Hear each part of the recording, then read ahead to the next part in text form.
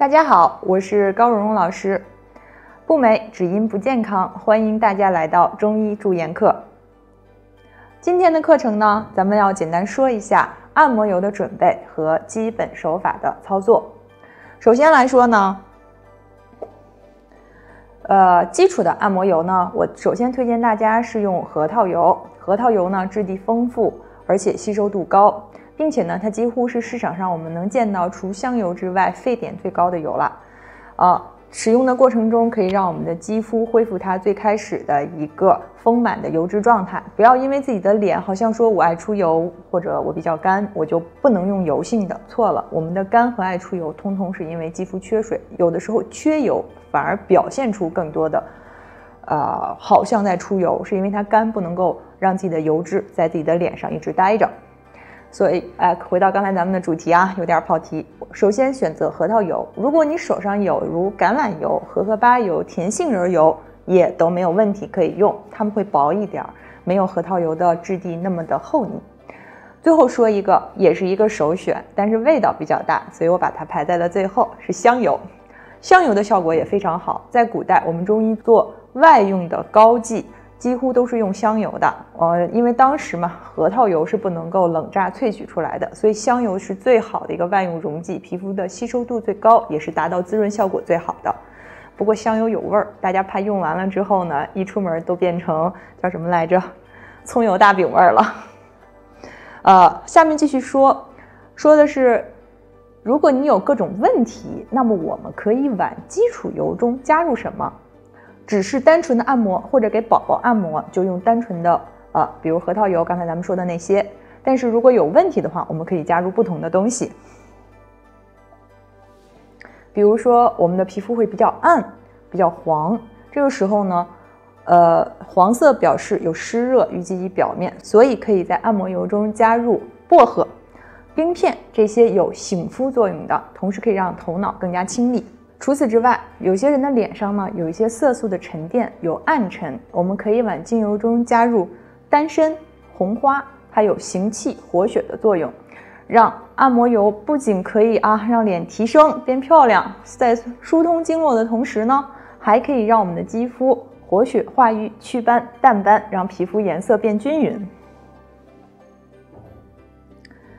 还有一些人会说，我的皮肤颜色呢是有的地方暗，有的地方白，那这种情况怎么办呢？这是我说的第三种类型，叫亮肤的按摩油。配方呢主要是加入佛手柑、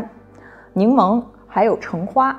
这三个呢配在里边之后，第一是对我们的激素有调整，第二可以让我们的肌肤颜色日趋均匀。当然了，美白是永远的主题，所有人都会希望自己白越来越白，尤其是在秋冬季经历了夏天的暴晒之后，这个时候我希望皮肤更白一点的话，我们用什么样的呢？可以用大家都知道的玫瑰。但是除了玫瑰之外，玫瑰是活血化瘀，可以白，我们中医上也是这么说。此外还可以放入什么呀？茉莉和桃花。人面桃花别样红，其实就是说桃花本身在我们的皮肤中不仅可以怎么样，它本身就可以美白，还可以让我们的皮肤呢去掉其中的杂质性的物质，让它增加它的代谢速度。最后还得说一个永恒的主题，痘痘。基本上现在城市女性都受过痘痘的困扰，那如果我的皮肤有一些小痘痘，这个痘痘肌还比较明显，或者我痘痕、痘疤、痘印这些怎么办？加入茶树和薰衣草的精油在按摩油中，可以让咱们有效的小痘痘去发出来清理掉，然后呢让我们的痘印儿、痘痕也可以被淡化掉。精油的介绍呢到此结束，下面咱们开始说按摩的手法，基本手法。第一个手法叫指压法，注意指压用什么位置压？看好我们是用的手指的指腹部位，注意指腹。很多人在说用指压法的时候用的是指头，就是说大家说的是什么呀？指尖的位置，这样去压，这是不行的。我们要用指腹，也就是我们常说的手指肚的位置，这个手上最饱满的位置来去做按压按揉。第二个手法指推，是用哪儿还是用指腹去推皮肤的表面。我们这样推的，如果用指尖推，其实真的只是推了一个皮。我们用指腹在推的时候，我们同样在手上感觉一下，在推的时候我们可以感受到我们在推着皮下的一些东西在走，这是什么？其实我们中医上定义很清晰，我们这个推的东西，一个推的是精气，再有一个推的是精水，精气的精，水分的水，就是我们推动了物质向前运动。下面第3个手法呢叫大鱼际按摩，第4个手法叫小鱼际按摩。一起来说，大拇指下方的是大鱼际，小指下端的是小鱼际，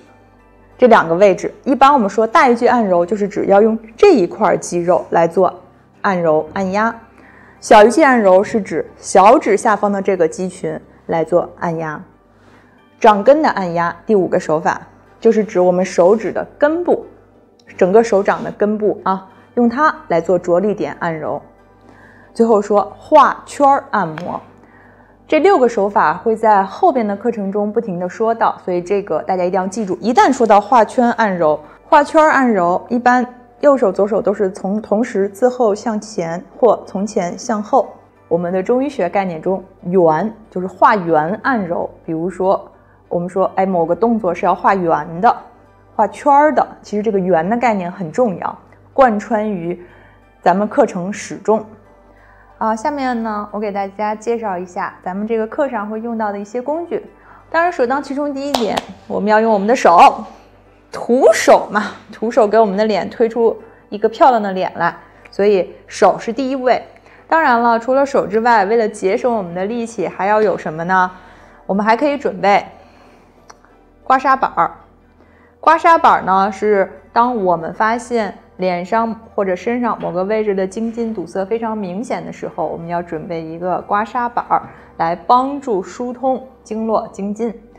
最好的形状就是我手上这个形状，不是说它就别的都不如它好，而是这个形状的边石刮痧板最适合在脸上、身上做操作，特别是在穴位局部操作的时候，这种形状是最合适的。此外呢，如果家中呢有这种按摩仪，也可以准备拿出来，跟着配合手法一起使用。平常简单操作的时候，效果也非常不错。除此之外，咱们之前讲到的按摩油，每一堂课都要准备好。还有是每堂课准备好的什么呀？是这个镜子啊，因为会教大家如何来观察自己的脸。再有介绍2个神器，是在咱们整个过程当中会用到的，而且给我们的身体带来非常好的效果。第一个神器，这个还有一根电线，我没插在上面，接到电源上呢，它还能发热。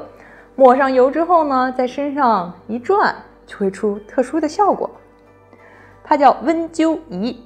各位可以自行准备一个。最后一样神器呢，家家都有，1、2、3，哈！这个擀面杖，年轻的我不知道认不认识，基本上以前呢家中都会必备，用来擀饺子皮。不过我们在这儿用它不是为了擀饺子皮，当然也不是为了打老公的啊，是用来敲打一下身上的穴位，比我们直接拿拳头来敲打和效果要好，而且定位也会更准。